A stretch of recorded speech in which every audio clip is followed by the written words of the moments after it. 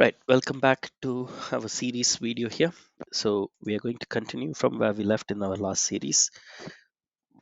So we have downloaded, this is the topology which we are going to work with. So we have downloaded the servers. So let's go with a Windows server and then the Windows client. So I'm going to use my VMware workstation for this recordings. Um, you can use VirtualBox, you can use type 1 hypervisor. It's up to you to decide based on your research. But the steps in each virtual machines or each setup of hypervisors, it would differ from one another, but it won't have major differences. Okay, so if I'm going to use a file and then new virtual machine, it would be something on a different option, but it would be something similar as well. So here we are going to create this topology as I showed you. This is the this is the topology which we are going to do. So first let's do this part of our oops sorry first let's try to build this part of the network, and then we will build this part of the network, and then we will try to connect these two networks together, and then we will start configuring all our servers in it. Okay, so in this case we are going to do a Windows server. So let's go to file, uh, new virtual machine. I would say a typical one, or you can even use a custom one, it's up to you. So I would say that I will install my computing or my operating system later, or here you can use this option as well. Go browse, and then you can select your server. Here I have my server evaluation copy. This is my client evaluation copy. So you can go with this one. It's up to you. You can do it either ways. Yeah, installer. This one, right? Yeah, we can do it either ways. Anyways, it will ask you for the path of the ISO, so you can give it. Okay, so you give the ISO and then go next. It will ask for a product key. We don't have the product key. It's professional and above, so it's fine. Personalize this computer. I don't want to give anything for now. Let me give user admin just for case. We will later, we can go and modify these things. It's fine. Don't enter the Windows product key. Windows will install without one, but must be manually activated later. Okay, so it asks for my virtual machine name. So I would recommend, just for our easy understanding, I would recommend to go with this name so you can identify it, or you can say server. So I would go with this name, which is server or Swansea DC, or I would go Swansea Windows domain controller kind of thing. So this is very important. So here I am not going to store it in my cloud, because I don't want to occupy this in my cloud. So I might go for a different option here. But if you want to store your virtual machines in the cloud, go to your cloud, and then you can create a folder and you can store it so that all your virtual machines are in the cloud. So if someone physically deletes it, still you will get have a copy in your uh, in your cloud. So uh, uh, your OneDrive, and then you can map from your OneDrive. Okay, so I go to my NOSS and then I create a new folder inside my folder, and I would say Windows domain controller. Windows domain controller. I'm creating a new folder because just in case, I want to make sure that everything is in a folder. It's a file organization. So I say that Swansea domain controller. Okay, so let's browse again, check.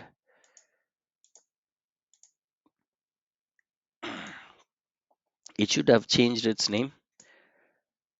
Okay, I will rename it Swansea Domain Controller.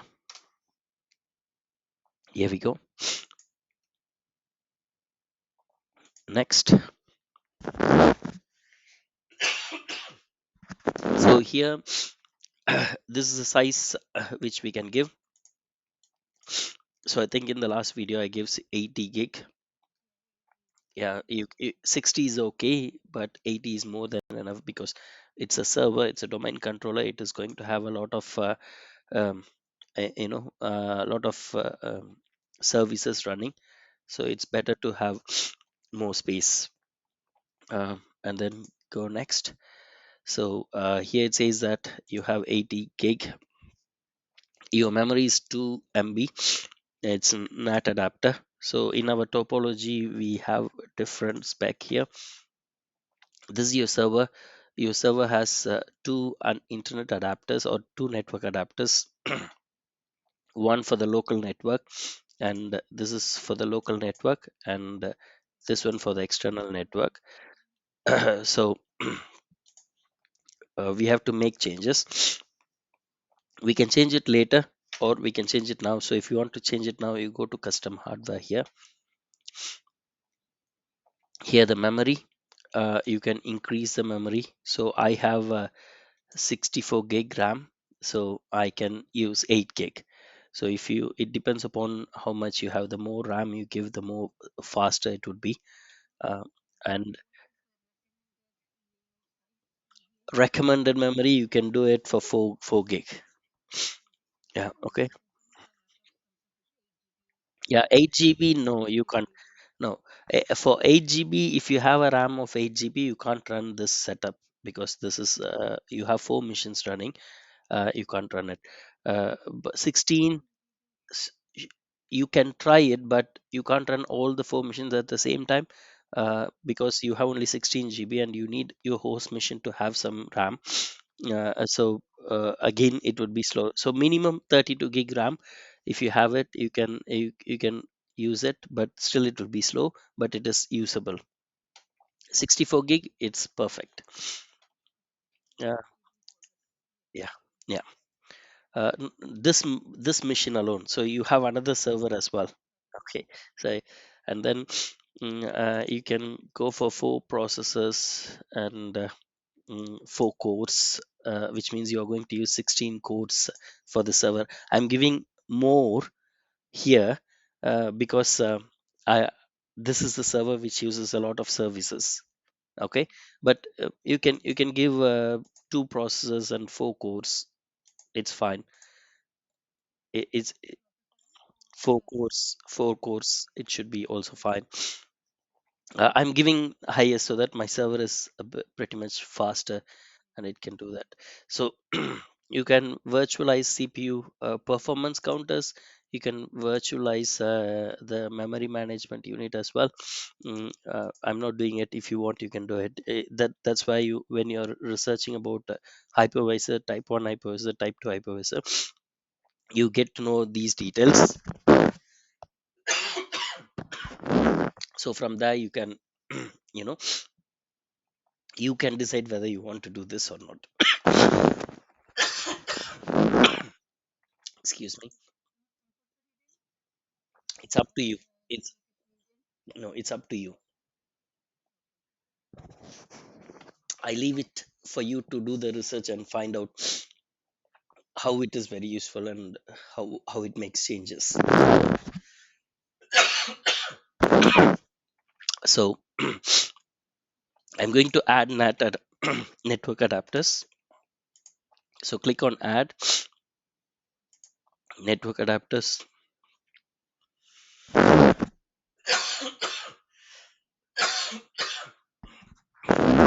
Sorry for that. So now you have two network adapters. So I have two network adapters here. I'm not going to use NAT here. You can use bridged NAT host only, or you can use a custom network adapter.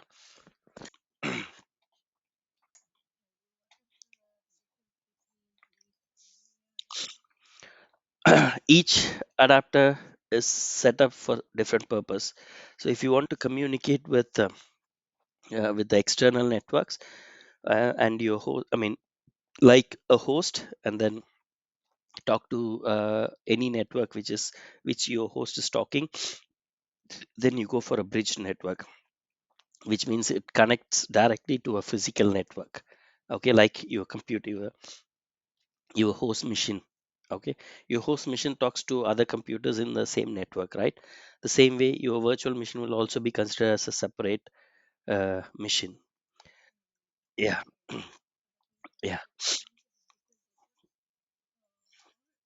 it will be like a separate one. So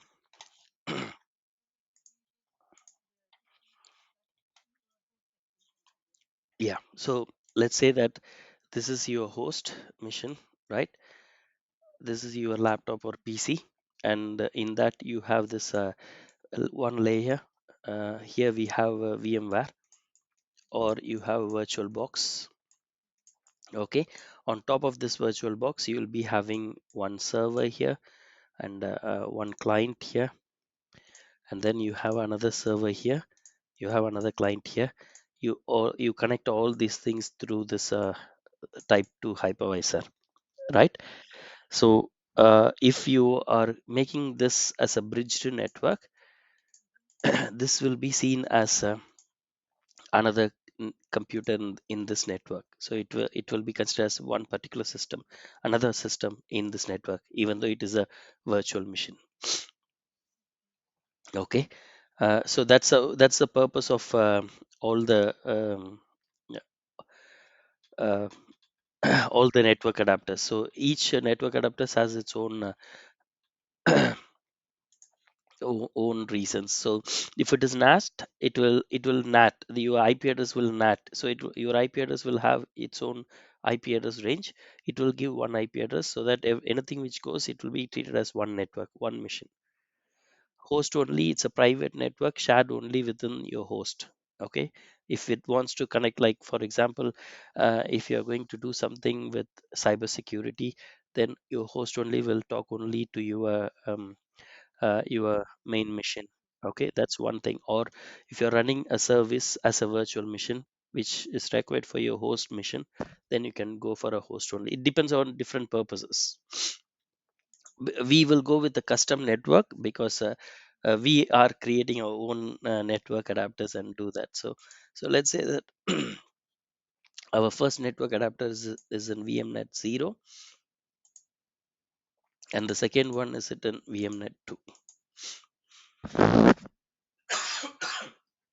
If you're doing this in VirtualBox, the interface will be slightly different, but you have all these options. You have to select from one option.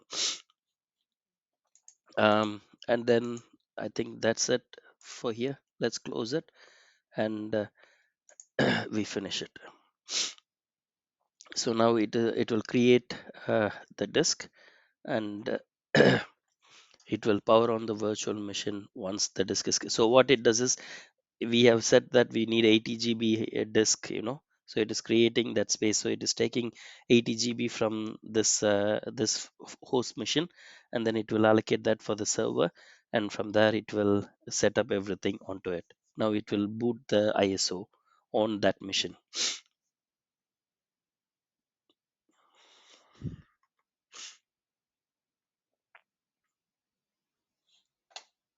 This. So it will ask for us to press any key. So if you press a key, then it will start loading the files, um, and it will boot. It is now installing our server 2022 operating system. um, so it will take a while for us to run the installation. So we will do that installation in the next part, next series of the video. So it is pretty much straightforward from here. You just go and uh, configure things which it is asking you to do. Okay, we will see you in the next video. Thank you.